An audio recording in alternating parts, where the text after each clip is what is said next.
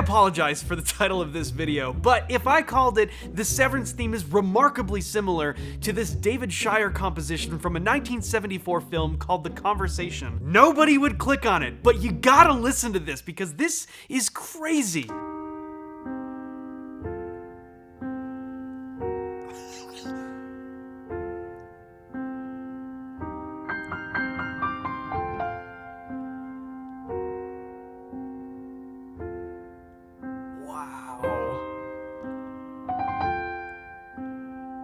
Okay, real quick, we gotta do a comparison.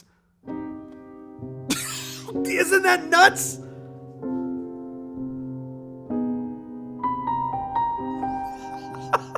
Okay, so first of all, let's answer the question. Is Severance a copy of David Shire's composition, Whatever Was Arranged? No. Okay, now that I've said that, here's the thing. Theodore Shapiro openly talked about The Conversation as a huge inspiration for writing the music in Severance. And I think that it is an absolutely brilliant use of the same exact vibe. Yes, it's the same key. Yes, it does the same back and forth. It's a little bit different in its application. We're gonna talk about that in a second, but there's so many things that are almost identical. It is not a copy. However, it's a really interesting conversation about artists being influenced by other work and what that means. In other words, my assessment is, do I think that there is any level of concerning similarity? No. I think this is a case of a great composer like Theodore Shapiro seeing the work of David Shire and going, that is perfect for what this show is supposed to be. Let me take inspiration from that and rework it into my own thing. And we see this all the time. Before there was John Williams, there was Gustav Holst. So I don't like to get into this conversation of so-and-so copied so-and-so because I think it's dumb. Just about every lawsuit that has happened in the pop music world, in my opinion, has been completely stupid. But I'll defer to Adam Neely on that one, who makes far better videos talking about the details of why that is. You guys, today is the day the Black Friday sale goes live tonight. It is Thanksgiving Day. Happy Thanksgiving if you're in the States. And as of midnight Eastern time, the Black Friday sale will open. I am so grateful that I get to do what I do here on YouTube. And one of my favorite things is being able to demystify music and help people understand that this stuff isn't as complex as we sometimes feel like it is. I've helped tens of thousands of people start their journey in learning how to play music for themselves. And let me tell you, the thing I hear over and over again is, I wish I had started sooner. Sometimes people gave it up and they wish they hadn't. I mean, I hear all kinds of things just like that. So if that sounds at all familiar, either one of those, you're not alone. And I have great news. It is never too late to start learning how to play.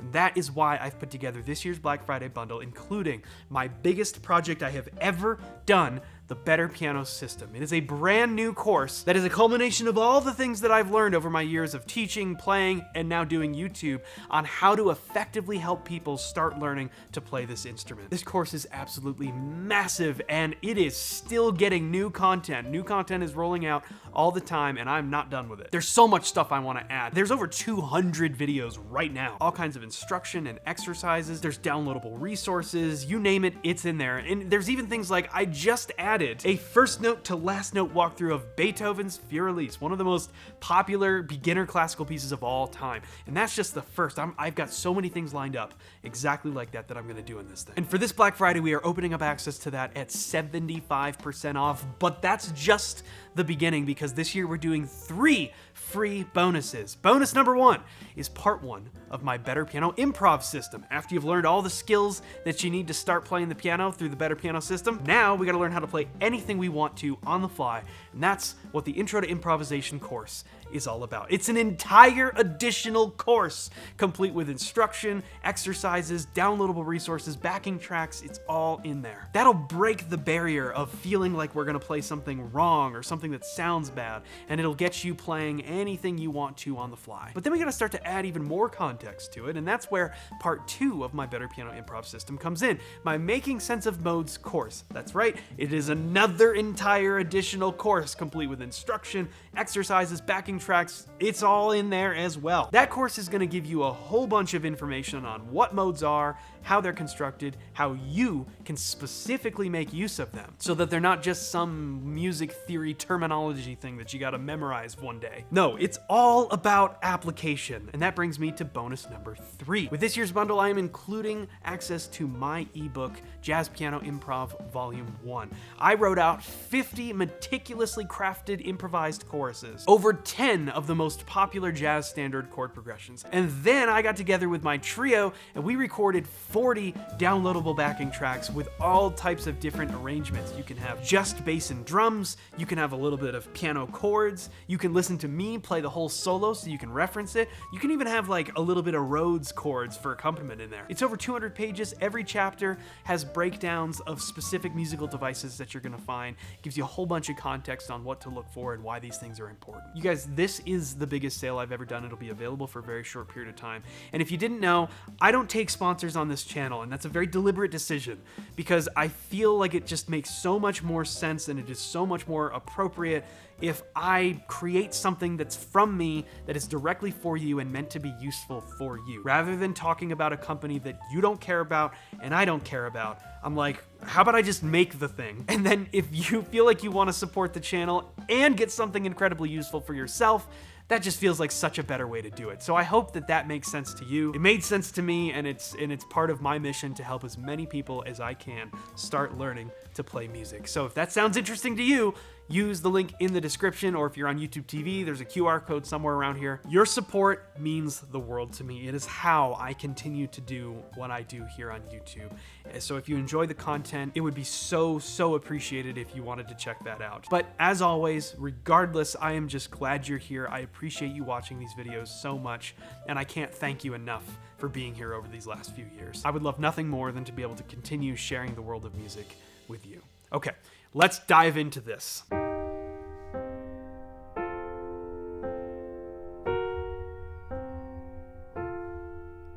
That right there is a real slow, dark version of... I mean, in reality, that is kind of what it is.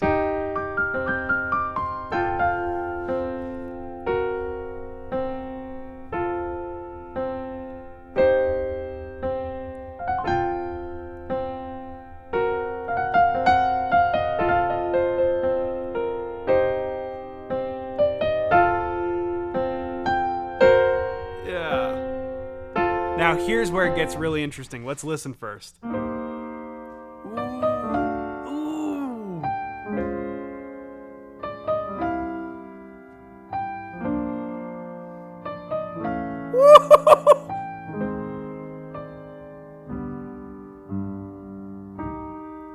That's crazy. And this is why I think, you know, now granted, this is a 2-minute long piece. The Severance theme is designed to be for the Severance intro, and that's it. And when we listen to that, well, actually, I mean, it's almost 1.5 minutes long, so, you know, it's not that different, I suppose.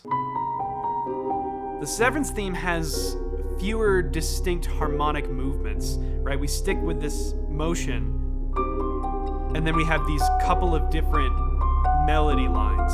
And that's pretty much what it is, and the rest of the development comes from, right, so now we have the percussion and the strings, right, and it's very beautiful. I love this theme. I did a whole video about this theme. You guys might have seen it from a while back. But what we're doing there, we have this C minor chord.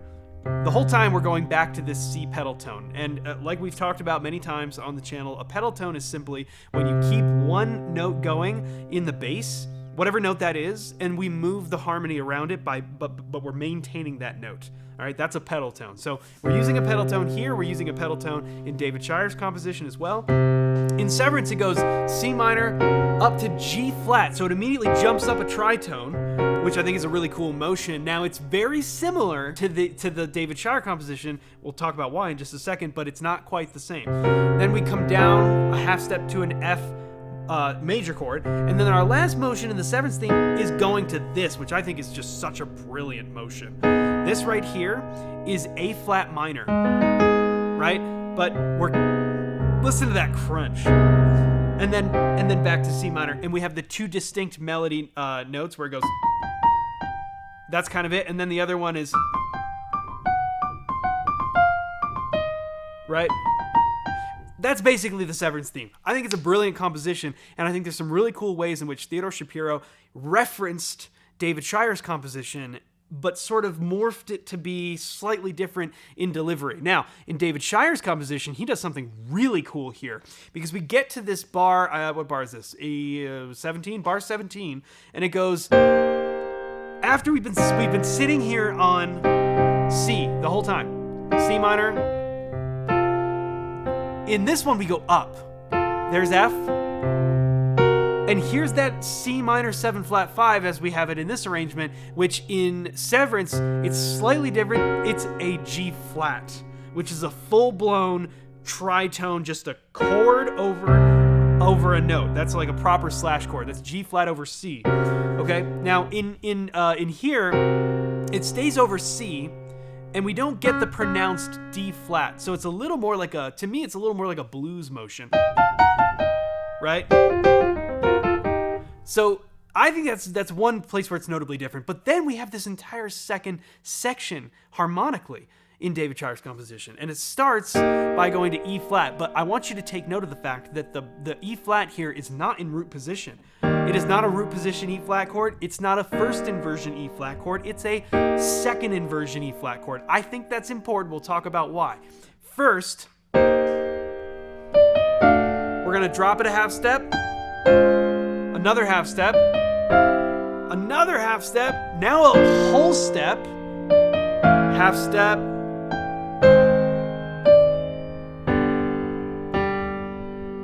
and that's the whole second section, if you will, of this one. Now, that is super, super cool. Here's why. I told you to take note of the fact that the B flat is on the bottom here. Well, let's look at what it does to our bass motion. We've been sitting on C this whole time. In the same way that Severance has a C pedal tone, this composition has a C pedal tone as well. So here, if we go to our E flat, it's gonna sound really bright. E flat major and C minor are relatives of each other. They share the same key signature. So that would very much sound like an emerging light. It would sound very bright. But it doesn't in this case, because when we put that E flat chord into second inversion, it allows the bass note to become B flat. What is that? That's one whole step down from C. And then if you watch what we do, I'm gonna replicate the bottom of these chords down an octave so that we can make it very clear. We go to E flat, now we just go down. These are all second inversion chords. And even when we get to the C, which is now a major chord, that I think is a unique change. And then we're gonna go down to the B flat, A flat, and meanwhile, again, we're still in second inversion. There's G. We get this big G chord, but it's over a D. And that puts us one whole step away from arriving back. So it's almost like these chords just bring us right down a scale. We started on C and we went E flat over B flat, D over A, D flat over A flat, C over G, B flat over F, A over E, A flat over E flat, G over D, and then we arrive back at C. So it creates this consistent downward motion, and that helps it to stay sounding pretty dark, if I'm being honest. And that's not to say anything about the melody, which becomes extremely dissonant when we start changing these chords. Listen to some of these connections. Right there, we have a D major chord, but the melody is the minor third. That's a crunch. That's actually really beautiful because it winds up being like a D flat major 7 chord. Even that is a little strange because the natural 4 of a chord doesn't really go that well with the major chord. But then we go B flat. There's another crunchy one. A major with F above. Yikes. So there's some really good dissonance going on, but I love the feel of these just descending and descending and descending chords. It's such a cool emotion. And I think that the Severance theme actually made a really good use of this, because rather than Theodore Shapiro straight up copying this, which would have been up to F, up to G flat, unless you want to just call this like a C minor 7 flat 5, back to F, right? Instead of doing that, it's almost like, it feels like he incorporated both sections at once. And what I mean by that is, if we have C minor and we go up and then climb down in a way that almost feels chromatic. Now that chromatic drop is what's happening in section 2 of whatever was arranged. When we go down like this, right? So that motion, Theodore Shapiro basically replicated that, but in a different context, and also managed to include that motion without explicitly using it. This, I think, is where brilliant inspiration happens. You know, they say great artists steal. Well, yeah, I get what they're saying, but it's not like straight up writing the same composition. It's like hearing a great section of something, maybe it's a harmonic idea or a melodic idea, and utilizing that as a way to build your composition. And a lot of times, it's even deliberate. Like I said, Theodore Shapiro has acknowledged The Conversation as a very inspirational movie, and David Shire's score as being something that he sort of looked to as an example. And clearly, this is like almost identical in vibe.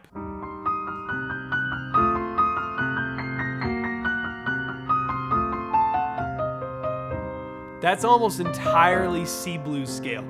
Almost every bit of that was straight out of in fact, there's one note that wasn't.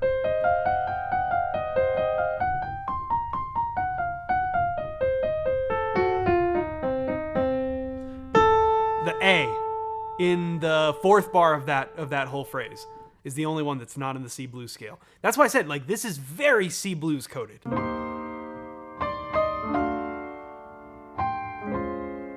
There's our descending pattern again.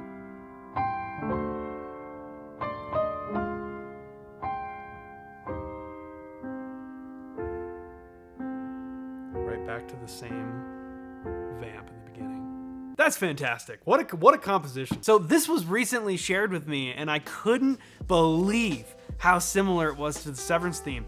And I think there's a tendency to immediately be like, oh, the Severance theme was a copy. That's dumb. That's not what happened. In fact, I think it's actually incredibly cool to see how the influences of different things wind up in some of these things that are becoming extremely popular. I thought it was super cool, and I wanted to share it with you. Don't forget, Black Friday sale goes live at midnight Eastern time. Most likely by the time you're already seeing this, it's already live. So use that link in the description down below. Your support means the world to me. I can't thank you guys enough. So thank you. And thank you for watching this video and tuning into the month of music. We're gonna keep it going tomorrow. So we'll see you then.